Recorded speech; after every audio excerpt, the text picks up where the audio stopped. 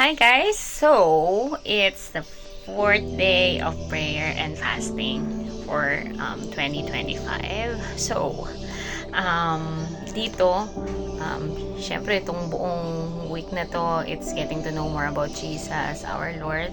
And ang topic for fourth day is about humanity. And this focuses on Jesus. It was hanging on the cross.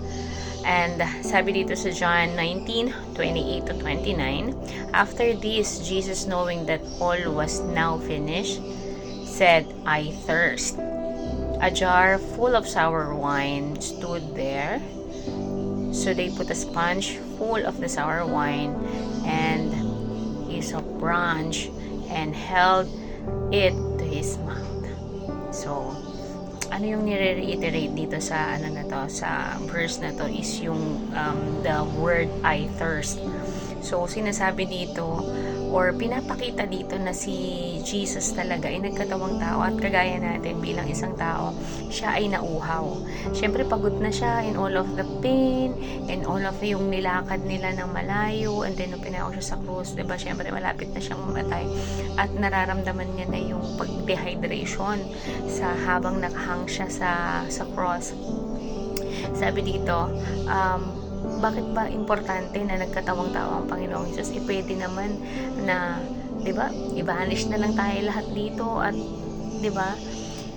Kaya daw 'yun important kasi kailangan na maging valid yung kanyang pagkamatay. Kailangan kasi ng sacrifice, living sacrifice na as human. Kaya ang Panginoong Jesus ay nagkatawang tao dito at siya ang ginawang sacrifice for all of us sinners para tayo maging karapat-dapat, para maalis yung wall natin between God and human. Si Jesus ay sinacrifice as a human being. So ang Diyos ay nagkatawang tao. Siya ay nasaktan, napagod, lahat ng mga buhay na dapat tayong namuhay, yung hirap, siya yung dumanas nun para sa atin, pati ang kamatayan. At ito yung nagpapatunay na siya ay tao, nagkatawang tao, while on the cross, kasi nga nauhaw din siya, naramdaman niya yung pagkauhaw, dehydration before siya mamatay. Alam niya na tapos na alam niya na yun na yung kanyang last breath niya na yun or last niya na yun, pero yun, pinakita niya pa rin doon yung pagiging tao niya when he says I thirst, nauhaw siya, no? Sabi dito nga, why it is important, ito lang explanation dito sa buklat namin. For Jesus that to be valid sacrifice for our sins, he needed to be fully man. The Bible tells us the punishment for sin is death. Nasa Romans 6:23 yun. A man, Jesus, experienced life in a broken world, yet he never sinned. This made him perfect, spotless sacrifice to take our place. If Jesus had not been truly man, he couldn't have represented us on the cross. Being thirsty and asking for water proved that Jesus was fully human. So, bago siya tuluyang namatay, at on the third day, nag-arise again, at siya ay tuluyan nang bumalik sa Heavenly Father at naging umupo na sa right hand of the Father, siya ay naging human. Siya ay naging tao. I know,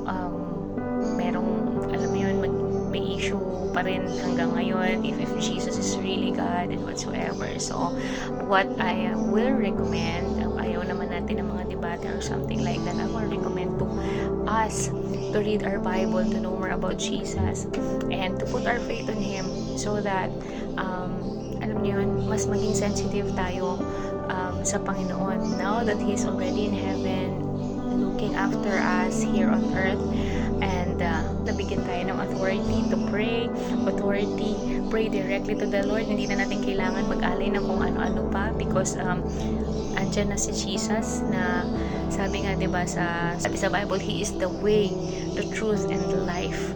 No one will go to Father except from Him. So, panghawakan natin yun. Huwag na tayong yung makinig pa or mag-alinlangan pa because no one will come to Father but through Jesus only. Okay? So, for us to know Him better, don't forget to read your Bible to know more about Jesus. Bye guys! fourth day, breaking of the fast na bukas. Bye!